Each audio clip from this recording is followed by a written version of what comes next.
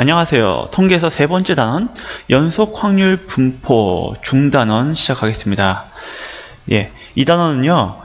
일단은 이전까지는 이항, 그러니까는 확률 변수가 자연수 같이 하나하나 떨어져 있는 것들이었는데 이번에 확률 변수가 뭐다? 연속인 거. 그러니까 연속이다, 이항이다. 이거는 확률 변수를 기준으로 이름이 붙여졌다고 생각하면 돼요. 그래서 이 33 중 단원에는 첫 번째 확률 밀도 함수. 저 앞에서는 확률 질량 함수 있었죠? 이번엔 밀도 함수라고 이름이 나와요. 그래서 확률 밀도 함수에 대한 것들이 나오고, 두 번째는 이걸 가지고 제일 중요한 정규 분포라는 걸 공부하게 됩니다. 그리고 정규 분포는 결과적으로 계산은 우리가 할 수 없거든요. 이런 식이기 때문에. 그래서 표준 정규 분포로 바꿔서 표를 가지고 막 옛날에 배웠던 삼각비 같은 거 있잖아요. 그 표 가지고 삼각비 값 찾죠? 우리가 계산하는 게 아니잖아요. 사인 17도 값 우리가 계산하는 게 아니잖아요. 표를 가지고 하잖아요. 이것도 표를 가지고 이제 확률을 구하게 되는 거예요. 그 다음에 마지막으로 나오는 게 뭐냐면은 저 앞에서 배웠던 이항 분포 있었죠? 어떤 분포였죠? 어떤 사건의 확률이 정해져 있고 그 모든 사건들이 독립적으로 이루어지는 그런 사건들. 그쵸? 그때 그 이항 분포의 확률을 구하는 거예요. 그러니까 이항 분포에서 예를 들어서 뭐 수능 시험 30문제를 봤는데 뭐 5문제 맞을 확률을 구하여라. 이거는 그냥 독립시행으로 구하면 되는데 5문제에서 뭐 15문제 사이를 맞을 확률을 구하여라. 그러면 독립시행으로 이건 계산이 너무 많아서 할 수가 없거든요. 이럴 때 이항 분포를 정규 분포로 전환해서 푸는 방법이 있어요. 이것을 배울 거예요. 그러면은 이제 또 하나씩 좀 디테일하게 가볼게요.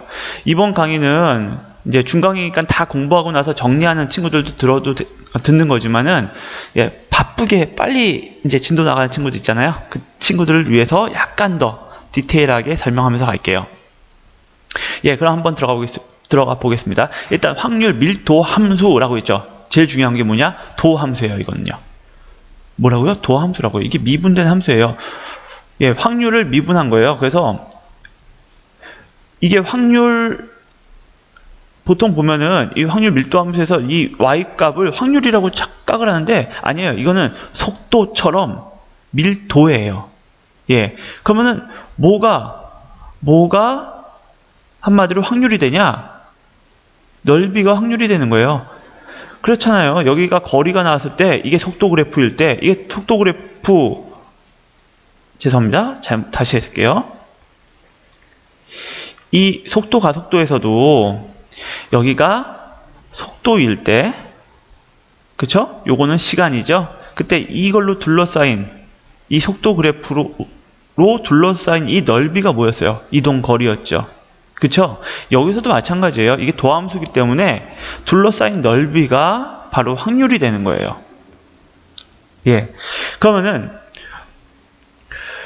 일단 이 확률 밀도 함수에서는 확률 변수가 뭘로 되어 있냐? 아까 제가 살짝 얘기했지만은 확률 변수는 시간, 몸무게, 거리, 온도 이런 식의 연속된 값들이 확률 변수로 쓰여요. 그 다음에 확률 밀도 함수 여기도 나와 있죠? 밀도, 속도, 농도 다 이게 도함수예요. 알고 보면요. 그래서 이런 함수들로 둘러싸인 넓이가 바로 확률이 되는 거죠. 이해됐어요? 그럼 확률의 합은 뭐죠? 이거 같은 경우에는 1부터 10까지 있다. 확률 변수가 1부터 10까지 있어요. 시간이 0분부터 10시간까지 이렇게 있다고 칩시다. 그럼 이걸로 둘러싸인 넓이가 확률이 되겠죠. 그럼 이 전체 넓이는 무조건 뭐가 되죠? 그쵸? 전체 넓이는 1이 되겠죠. 이해됐어요?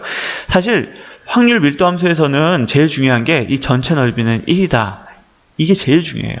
전체 넓이는 1이다. 왜? 확률이니까. 그쵸? 그럼 확률 밀도 함수인데 대부분 이제 정말 이 확률 밀도 함수를 가지고 확률을 구하는 거는 대부분 1차 함수가 나와요. 사실은요. 하지만은 이게 곡선이라도 이 확률 밀도 함수가 만약에 확률 밀도 함수가 x제곱이었어요. 그리고 0부터 해가지고 10까지 이렇게 확률 변수가 있다고 칩시다. 그럼 이 안의 넓이는 뭐죠?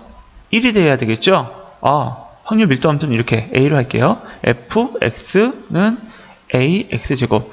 확률 밀도 함수가 이렇게 곡선으로도 주어질 수 있다고요. 그럼 이 확률을 어떻게 구하죠? 그렇죠. 곡선과 x축으로 둘러싸인 넓이, 바로 정적분으로 구할 수 있겠죠? 예. 그래서 확률 밀도 함수의 평균과 분산은 정적분으로 표현할 수 있어요. 이거 어렵지 않아요. 이제까지 했던 거 있으니까 간단하게 볼게요. 일단 확률부터 얘기할게요. 확률은 일단은 뭐가 된다? 처음 시작부터 끝까지, 확률 변수의 처음 시작부터 끝까지의 확률을 적분한 거. 그쵸? 이건 1이 되겠죠? 그럼 요놈은 확률이에요, 지금. 그럼 평균은 어떻게 구했었죠? 그쵸? 확률 앞에다가 이상확률 분포 있으면 이제 확률 변수가 있고 여기 확률이 있었죠. 이거하고 확률을 계속 곱했잖아요. 요거하고 요거 곱하고 요거하고 요거 곱하고 그 다음에 다 더하면은 그게 뭐였죠? 평균이었죠. 여기서도 마찬가지예요. 처음과 끝, 그 다음에 확률 변수, 그 다음에 그거의 확률. 이걸 곱하고 시그마 대신에 인테그럴로 더하는 거죠. 그럼 이게 바로 평균이 되는 거예요. 분산 역시 마찬가지죠. 제곱의 평균 빼기 평균의 제곱이었죠. 예. 그래서 이게 리미트 시그마에서 인테그랄로 바뀔 뿐이지 사실상 똑같아요. 형태는요. 이 안에 있는 거는 확률 변수 확률 변수의 제곱 곱하기 확률. 그 다음에 더해주고 합해주고 그 다음에 평균의 제곱 빼주고. 예. 그럼 첫 번째 확률 밀도 함수에서 제일 중요한 건 뭐다? 전체 확률은 1이다. 그래서 이 전체 넓이를 가지고 푸는 문제들이 가장 많을 거예요. 그럼 두 번째, 정규 분포인데 이놈이 이제 이 전체 연속 확률 분포에서 메인이 되는 놈이에요.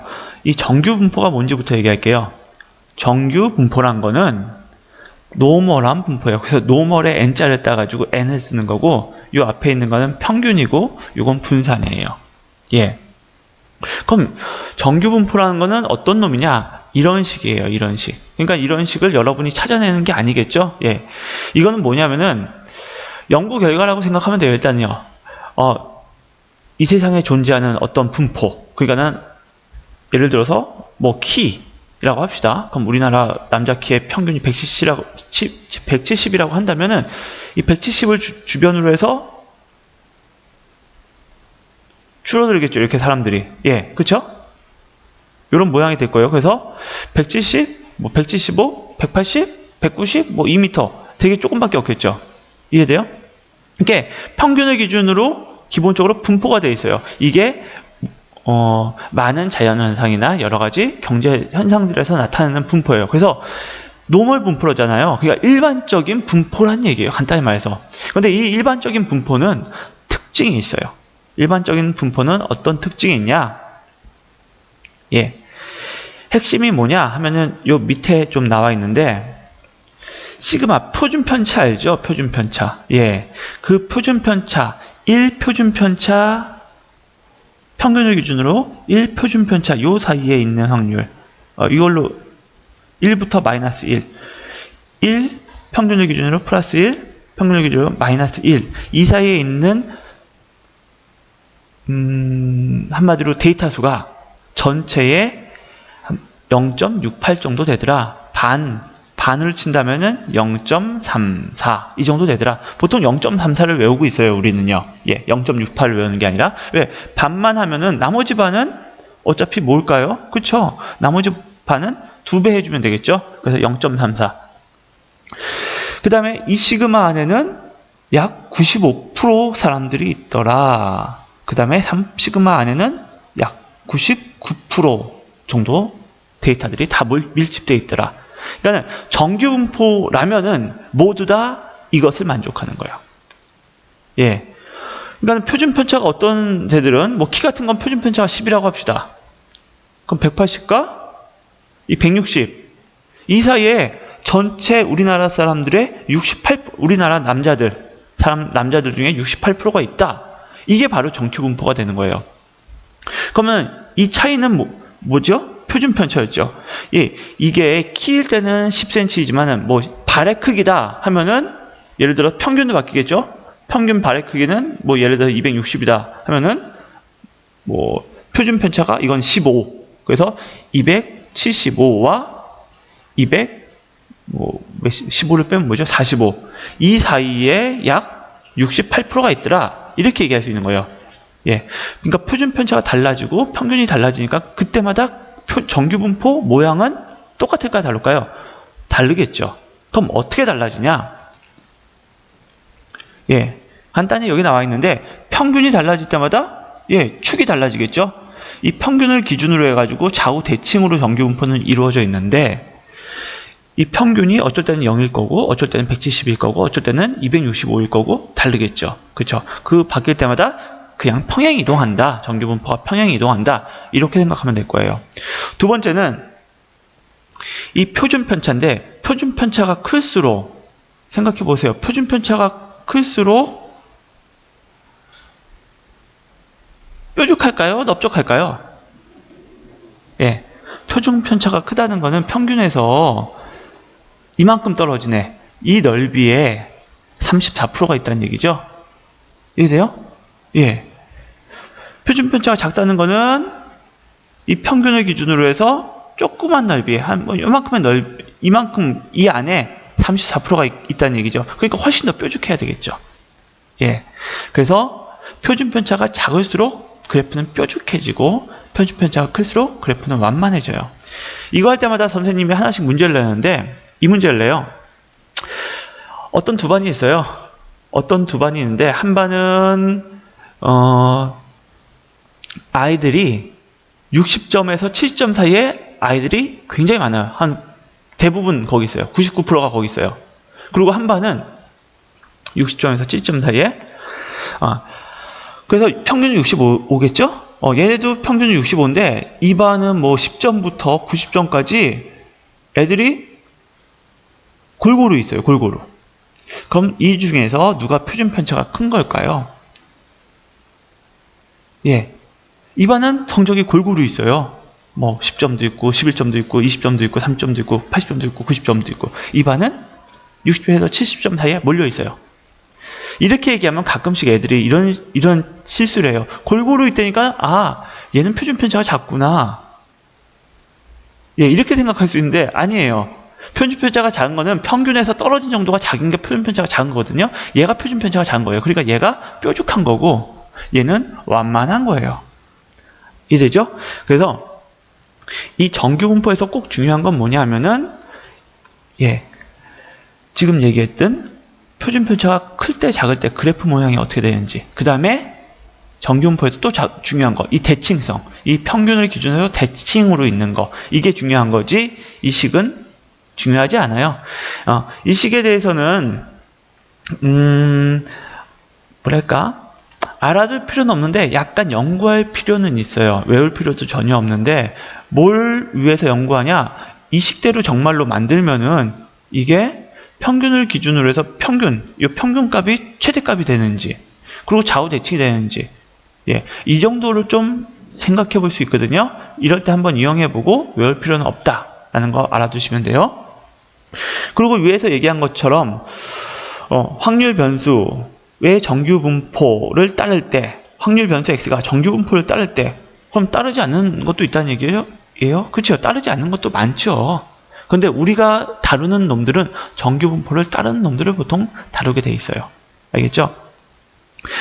따를 때는 1시그마 안에는 68%, 2시그마 안에서는 65%, 3시그마 안에서는 한마디로 99% 인원이 다 들어있다 라고 생각할 수 있겠죠.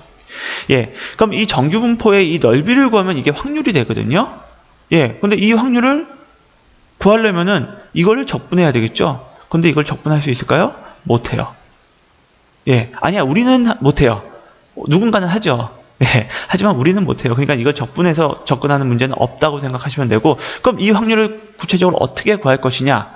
그게 바로 표준 정규 분포예요. 그래서 정규 분포를 어떻게 구할 것이냐 하면은 간단하게 말해서 일반 정규 분포는 확률 변수가 x죠. 그렇죠? 평균이 m일 거예요. 그런데 이거를 표준 정규 분포로 변환시켜 주는 거예요. 변환하는 방법은 뭐냐? 결과적으로 확률 변수를 z값으로 바꿔주는 건데, 이 Z값이 뭔지 여러분이 앞에서 살짝 공부한 적이 사실 있어요. 확률 변수에다가 m을 빼주고 이걸 시그마로 나눠주고 이거의 평균, 이런 것들이 앞에 나 있었어요. 이걸 계산해보면 결과적으로 뭐가 나오냐? 0이 나왔어요. 왜? 당연하게 확률 변수에다 평균을 다 뺐어요. 예, 평균을 다 뺐는데 기억하시죠 이거?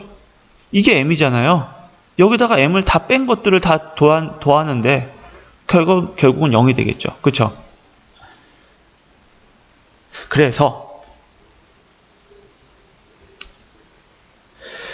정규분포 만드는 과정이 결국 뭐냐 하면은 m을 0으로 만드는 거예요. 이 정규분포 m자 있죠? 평균. 이 평균을 0으로 바꾸고 표준 편차는 1로 바꿔주는 과정이에요, 이게. 예. 그래서 여러분, 이것도 앞에 이미 나와 있는데, 시그마, 그 다음에 확률 변수를 에서 m을 빼주고 시그마로 나눠주면 이거는 1이 나왔었어요. 예. 이건 앞에서 보시면 되고요. 그래서 평균과 분산이 1이면 표준 편차도 1이죠. 표준 편차를 1로 만들어주는 과정이 바로 예, 표준 정규 분포를 만드는 과정이고, 그때는 어떻게 해야 되냐? z가 x-m 시그마로 바뀌는 거예요. 근데 이걸로 굉장히 어려운 식으로 뭐 이거 외워야 돼요 그런데 사실 여러분 이미 알고 있어요. 별거 아니에요. 요거 봅시다. 요거의 값이 바로 x값이거든요. 요거의 값이. 그럼 이 x가 어떻게 만들어지는지 봅시다. 평균에다가 더하는 거죠. 그쵸? 몇 시그마. 이 몇이 바로 z예요. z 시그마를 더한 거예요. 이게 바로 x죠. 쉽죠? 이 식은 이미 알고 있잖아요. 확률 변수 x는 어떻게 만들어지죠?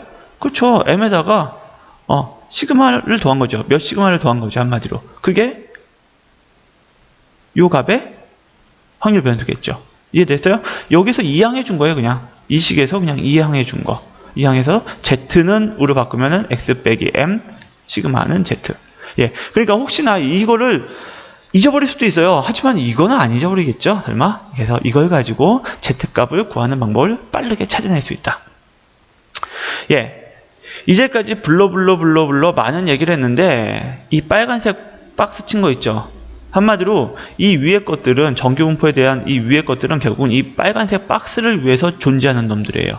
결국 여러분이 문제 풀 때는 정작 이 빨간색 박스 안에 있는 것만 가지고 풀어요. 그래서 확률 통계는 솔직히 개념을 몰라도 공식만 하면 꽤 많은 문제를 풀 수 있거든요. 왜냐하면 위에 있는 내용들이 막 특별히 쓰이지 않고 그냥 결과적으로는 지금 이 부분 있죠. 이 노란색 친 부분 특히 이걸로 그냥 풀어버려요. 예, 그럼 어떻게 푸는지 한번 확인해 봅시다. 예, 어떤 확률이 있다고 칩시다. 이 확률은 예를 들어 아까 처음에 얘기했듯이 사람의 키라고 합시다. 예, 그러면 확률 변수 x인데 어떤 키를 구하고 싶냐면은 우리는 170이 아까 제 평균 키였죠. 160에서 180 사이에 있는 이 확률을 알고 싶은 거예요. 이 확률을. 예. 그런데 마침 시그마가 뭐라고 주어졌다고요? 10이라고 주어진 거예요. 그리고 우리나라 평균 키는 170이란 걸 알고 있어요. 요 두 개를 가지고 이 안에 있는 확률, 한마디로 160부터 180 사이에 우리나라 사람들의 몇 프로가 있을까라는 확률을 알아봅시다. 알겠죠? 그러면 식은 이렇게 쓰는 거죠. 확률, 나는 이 확률 변수가 160부터 180 사이에 있는 이 사람들의 확률을 알고 싶어. 그럼 이거는 정규분포인데 이상한 식이니까는 계산할 수가 없죠. 그러니까 표준 정규분포로 바꿔줘야 되겠죠. 예, 표준 정규분포로 바꾸는 과정은 그렇죠? 요 과정이죠. 요 과정대로 해볼게요. 그러면은 요거는 저 위로 올려놓고 가봅시다. 확률, 어떤 확률이냐? 160에서 평균을 뺐다. 평균이 170이었었죠? 그 다음에 이걸 10으로 나눴죠? 그리고 이건 Z도, X도 마찬가지예요. X에다가 빼기 M하고 시그마 있으니까 얘가 Z로 바뀐 거죠. 그 다음에 여기는 180 빼기 170, 10. 그러면은 Z값은 마이너스 1부터 플러스 1이 되겠죠. 그럼 이 확률을 어떻게 구하냐? 표를 이용하는 거예요. 표가 주어지는 거예요. 그럼 표 안에 z값이 1인 거, 요 값은 뭐냐? 요 값은 0부터 평균을 기준으로 해서 0부터 z값이 1 사이에 있는 이 안에 있는 확률이 되는 거예요. 비율이 되는 거죠. 비율. 확률은 곱하기 100을 해야 되는 거고 퍼센트니까는 비율 0.34가 되는 거죠. 아, 그래서 이 비율은 0.34다. 전체 우리나라 국민의 0.34 정도가 키가 160에서 180 사이구나 라는 걸 알 수 있는 거예요. 그러면은 여기서 하나만 고칠게요. 이게 180이 아니라 185였다. 그러면 어떻게 되겠죠? 여기가 1.5가 되겠죠? 그러면은 이건 어떻게 되냐? 여기는 마이너스 1이니까 여기는 요걸 보고, 왜? 대칭이니까 마이너스 34가 아니라 여기도 그냥 0.34 정도가 있는 거죠. 그리고 이쪽에는 1.5가 됐죠. 1.5가 봤더니 뭐예요? 이 넓이는 0.43이죠. 그럼 우리가 구하는 건 이 안에 있는 비율이니까는 요 놈하고 더해줘서 0.77이 되겠죠. 이해돼요? 예. 이렇게 어떤 확률 변수, 이 구간 안에 있는 확률을 어떻게 구한다? 표준화시킨다. 표준화시킨 다음에 표를 이용해서 구한다 라고 생각하면 될 거예요. 그런데 여기에서 포인트 하나만 다시 한번 얘기할게요. 결국 이게 굉장히 복잡해 보이지만은 잘 생각해보면 단순한 방정식 문제예요. 이게 무슨 얘기냐? 여기서 미지수가 뭐가 있는지 하나씩 볼게요. 일단은 확률. 예, 확률이 주어지겠죠? 확률이 있고 Z값이 있고. 근데 이 확률을 안다고 Z값을 우리가 구할 수 있어요? Z값을 안다고 확률을 구할 수 있어요? 없죠. 이거는 뭘 가지고 하는 거예요? 표를 가지고 하는 거죠. 그러니까 이거 두 개 중에 하나 주면은 나머지 하나는 표가 있으면 무조건 알게 되는 거예요. 표 없이 구하는 거는 없어요. 그럴 수가 없으니까는. 예. 그래서 미지수 이건 하나로 칠게요. 하나. 그 다음에 평균 있죠? 그 다음에 확률 변수. 이 구간에 있는 요놈 있죠? 요놈. 그쵸? 요놈들이 있고요. 그 다음에 시그마가 있어요. 그럼 이 전체적으로 몇 개가 있죠? 이 4개 중에서 최소한 3개 주어지면은 방정식이 생긴 거 아니에요? 방정식. 이게 확률이다라는 방정식이 있는 거 아니에요? 이 방정식에서 4개 중에서 3개를 아니까는 나머지 하나는 구할 수 있겠죠. 왜? 방정식이 하나 있으니까. 이해됐어요? 결국 방정식 문제고, 방정식 문제니까는 문제는 당연히 뭐 이거 안 줄 때도 있고, 이거 안 줄 때도 있고, 이거 안 줄 때도 있고, 이거 안 줄 때도 있고, 뭐 4개 중에서 3개 주고 하나 안 주는 그런 식의 문제가 되는 거예요. 아니면은 미지수 2개 안 주고 대신에 이런 조건을 2개 주든가. 이해됐어요? 그래서 간단한 방정식 문제로 결국은 풀게 된다. 그럼 여러분이 해야 될 게 뭐냐? 지문을 읽으면서 뭐가 확률 변수인지, 뭐가 평균인지, 뭐가 표준 편차인지, 예, 이런 것들을 잘 분별하는 것들을 연습하면 됩니다. 예, 일단 여기까지 나갔고요. 그 다음에 이항분포와 정규분포의 관계, 요거 굉장히 중요하니까 다시 한번 설명할게요. 이항분포와 정규분포의 관계는, 예, 이항분포의 확률을 전에 얘기했듯이 독립시행의 이항분포의 확률을 표준 정규분포를 이용하여 구하는 것, 이게 바로 이 333 단원에서 배울 거예요. 그럼 이항분포에서의 중요한 것만 이거는 책 자체가 되게 중요하더라고요. 그래서 노란색을 쳐놨는데, 이항분포에서 확률값 또는 A, B 사이의 확률은 그 계산이 쉽지 않다. 예를 들어서 같이 얘기할게요. 읽으면서 시험 문제를 봤는데 30문제를 봤다고 쳐요. 예, 이 중에서 5문제 푸는 방법은 풀어서 맞출 확률을 어떻게 구하죠? 오지선다니까는 맞출 확률이 P 5분의 1이죠. 틀릴 확률이 Q 5분의 4죠. 그래서 30, C, 5. 그 다음에 P가 5승, 5분의 1의 5승 곱하기 Q의 25승. 이렇게 구하면 되겠죠. 이거는 독립시행의 확률에선 배운 거죠. 예, 이렇게 구하면 되는데 A와 B 사이의 확률이라고 했잖아요. 그러니까는 5에서 15 사이의 확률을 구하래요. 그러면 이런 식을 몇 개 써야 되죠? 10개를 써야 돼요. 그리고 다 둬야 돼요. 언제 해요? 못하죠. 그쵸? 쉽지 않다라고 한 거예요. 그래서 못한다라고 한 건 아니고, 예를 들어 확률 변수가 이렇게 요 B에서는 요 앞에 나온 게 아직 얘기 안 나왔는데, 요게 횟수예요. 예, 횟수. 그러니까는 오지선다라고 했을 때 아까 30문제라고 했죠? 그러니까는 횟수는 30이 되겠죠. 그리고 문제 맞출 확률은 뭐였죠? 그쵸? 오지선다니까는 그냥 눈 감고 찍었다 하면 5분의 1이겠죠? 그쵸? 이렇게 되는 거예요. 그래서 확률 분포는 여기다 횟수, 여기다가는 확률을 쓰는 거죠. 어떤 사건이 일어날 확률. OS밖에 없잖아요. 어떤 사건이 일어나든가 일어나지 않던가. 그쵸? 이걸 따를 때 P는 이걸 구하여라. 24부터 32 사이에 확률을 구하려면은 이렇게 복잡하게 계산하는 것이 가장 정확하다. 그쵸? 하지만은 계산이 너무 복잡하고 X의 분포가 근사적으로 정규 분포를 따르므로 이 표현 있죠? 이 표현 밑에서 설명해 줄게요. 근사적으로 정규 분포를 따르므로, 그러니까 정규 분포가 아니면 정규 분포로 풀 수 없는데 얘가 알고 봤더니 정규 분포를 따른대요. 그러니까 잘 생각해 봅시다. 그럼 얘하고 얘를 곱하면 뭐가 되죠? 그쵸?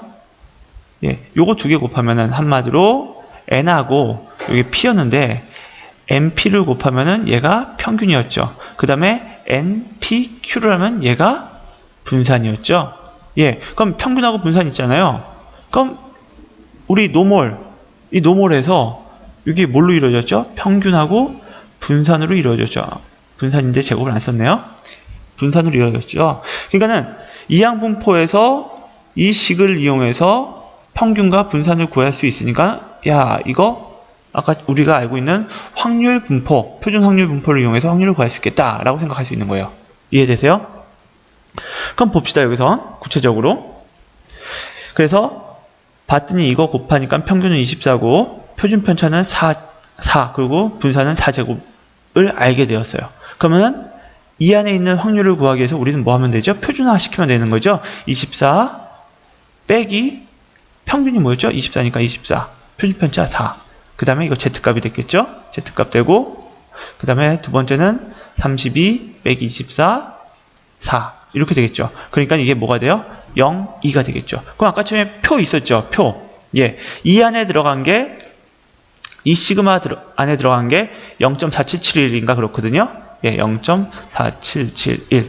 그러니까 이거는 이렇게 돼 있다고 치면은 0부터 2 시그마.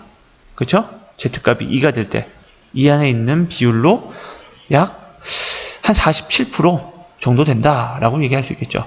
여러분도 한번 이 수능 문제 있잖아요. 30문제 중에 제가 찍어서 50점 넘기는 게 얼마나 힘든지 한번 이걸로 한번 구해보세요. 굉장히 확률이 낮아요. 생각보다는요. 그래서 다시 한번 정리한다면은 이항분포를 가지고 평균과 분산을 구한 다음에 정규분포를 이용하고 정규분포를 또 뭘로 만드는 거죠? 사실은 그쵸. 표준 정규분포로 만들어서 한마디로 확률을 구한다. 이게 이제 우리가 해야 될 기본 풀이 과정이 되는 거예요. 우리가 기억해야 될 부분 이놈이에요. 그런데 이제 중요한 건 다 됐고요. 아까 처음에 여기 근사적으로 정규분포를 따른다라고 했잖아요. 그게 무슨 얘기냐면은 주사기를 뭐 n번 던졌다고 할게요. 그쵸? 1이 나오는 눈에 횟수를 확률 변수 x로 정하면 당연히 n번 던졌으니까는 시행은 n번 한 거고 1이 나올 확률은 6분의 1이죠? 그러니까 이걸 따르게 돼요. 그런데 10번 던졌을 때는 그럼 몇 번 정도 나올까? 1이요. 그쵸? 1이 한 이 정도 나오는 거예요. 뭐 이 정도니까 한 1에서 2 사이 정도 되겠네요. 1에서 2 사이 정도. 예, 그리고 그래프는 요 그래프를 따는 거죠. 그 다음에 이걸 20번 던지면은 이렇게 되고 요 중간값. 그쵸? 평균값은 한 이 정도가 되겠죠? 그래서 한 30번 던지면은 평균은 한 5 정도가 되고 모양은 이렇게 돼요. 그런데 이 숫자가 처음에는 이게 정규분포라고 할 수 없었지만은 이 횟수가 늘어남에 따라서 이 모양이 어떻게 돼요? 점점점 정규분포, 우리가 공부했던 노멀한 분포에 다가가게 되죠. 그래서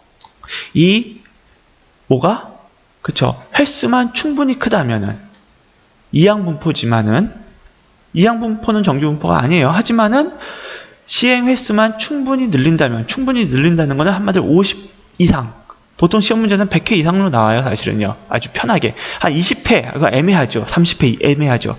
그래서 50회 정도 이상 됐다. 그러면 이거는 정규분포로 풀라는 얘기예요. 알겠죠? 예. 그러면은 다시 한번 이 단원 확인해 볼게요. 예. 연속 확률 분포는 첫 번째 확률 밀도 함수라는 걸 배우게 돼요. 예, 그래서 확률 밀도 함수는 뭐냐? 일단 확률 변수가 연속적인 함수이다 라는 걸 기억하면 되고, 이거의 평균하고 표준 편차 분산은 어떻게 구하냐? 예, 인테그랄을 가지고 풀면 되겠죠. 그리고 확률 밀도 함수니까는 둘러싸인 넓이가 확률이다. 됐죠? 그 다음에 정규분포는 있는데, 정규분포에서는 이 식이 중요한 게 아니라 정규분포의 대칭성, 그리고 평균값이 제일 높다. 평균값일 때 가장 높고, 그 다음에 평균 좌우로는 대칭이고, 또 시그마, 이 표준 편차가 클수록 펑퍼짐해진다. 이거 기억하면 되는 거고, 표준 정규분포에서 드디어 우리는 확률을 구하기 시작한 거예요. 표준 정규분포를 그러면 어떻게 만드느냐? 예, 이 Z값 만드는 이 식을 이용해서 예, 확률 변수들을 Z값으로 바꿔주는 거죠. 근데 그것들, 이 공식이 굉장히 어려운 게 아니라 여기 간단한 거, 평균 플러스 Z, 몇 시그마냐? 그게 Z예요. Z 곱하기 시그마가 X였죠. 예, 이것을 이 식을 통해서 바꿔주면 되는 거예요. 그 다음에 우리한테 제일 중요한 식, 여기 문제는 정작 이걸로 풀게 됩니다. 이해됐죠? 그 다음에 마지막으로 우리 이항분포도 결국은 뭘로 풀 수 있다? 횟수만 충분하다면 정규분포로 풀 수 있다. 표준 정규분포를 이용해서 확률을 구할 수 있다. 예, 이것이 3.3 연속 확률 분포에서 공부한 내용입니다. 예, 수고하셨습니다.